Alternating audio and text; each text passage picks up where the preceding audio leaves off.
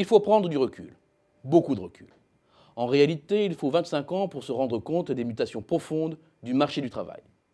Premier constat, l'emploi s'est d'abord beaucoup féminisé. Le nombre de femmes en emploi a progressé d'environ 2,8 millions sur la période, pour seulement une hausse de 624 000 pour les hommes.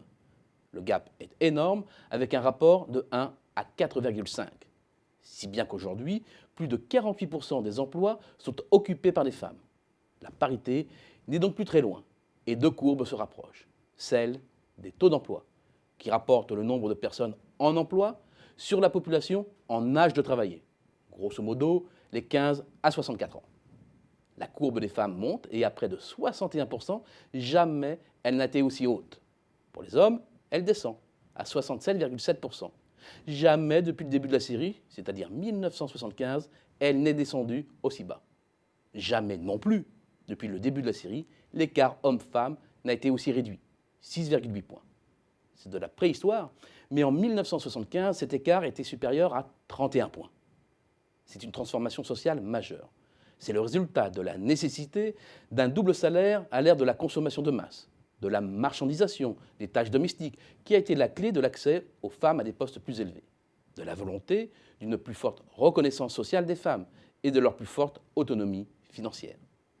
La féminisation va de pair avec un deuxième bouleversement, la montée de la tertiarisation des emplois. Sur les 25 dernières années, l'industrie a détruit 1,4 million d'emplois, en partie liés à l'externalisation. L'agriculture, près de 500 000, la construction est restée stable ou presque, le tertiaire en a gagné 5,3 millions. L'industrie, l'agriculture, le BTP sont très masculinisés. Près de 8 emplois sur 10 sont occupés par des hommes, alors que les femmes sont majoritaires dans le tertiaire. Autre transformation, l'élévation du niveau général de formation de la population. C'est bien entendu la conséquence de l'effort appuyé dans le système éducatif, notamment le supérieur. Si bien qu'aujourd'hui, la proportion de personnes en emploi, dotées d'un niveau de diplôme équivalent au bac ou supérieur, est passée de 30 à 60% en 25 ans. Et seule une minorité des emplois occupés, à peine plus de 10%, le sont par des personnes sans diplôme.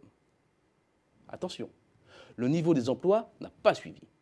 Des personnes hautement qualifiées, bien souvent des jeunes, sont contraintes d'accepter des emplois en dessous de leurs compétences, chassant par là même les employés qui les occupaient traditionnellement et dont le point de chute est bien souvent Pôle emploi.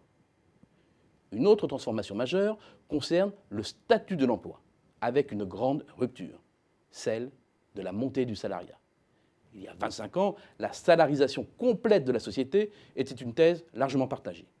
Or, la part du salariat tend à diminuer depuis le début des années 2000. C'est la conséquence de l'épuisement de la baisse de l'emploi indépendant traditionnel, agriculteurs, artisans, commerçants, professions libérales, mais aussi des nouvelles modalités de travail indépendant, ultra flexibles, avec notamment la création du statut d'auto-entrepreneur en 2009, le plus souvent en sous-traitance des entreprises. La précarisation du salariat est une autre tendance forte. C'est d'abord la montée du temps partiel, qui concerne aujourd'hui près d'un salarié sur 5 contre 12% au début des années 90. Un temps partiel qui, dans bien des cas, est plus subi que choisi. Autre signe, les CDD et l'intérim prennent une place croissante, même si les CDI restent ultra majoritaires avec environ 88% du stock de l'emploi salarié. Mais c'est une baisse de 4 points sur 25 ans, contre une progression de 2,5 points pour les CDD et de 1,5 points pour l'emploi intérimaire. Féminisation, tertiarisation, élévation du niveau de qualification, rupture dans la progression séculaire du salariat et précarisation forment les 5 grandes mutations du marché du travail des 25 dernières années.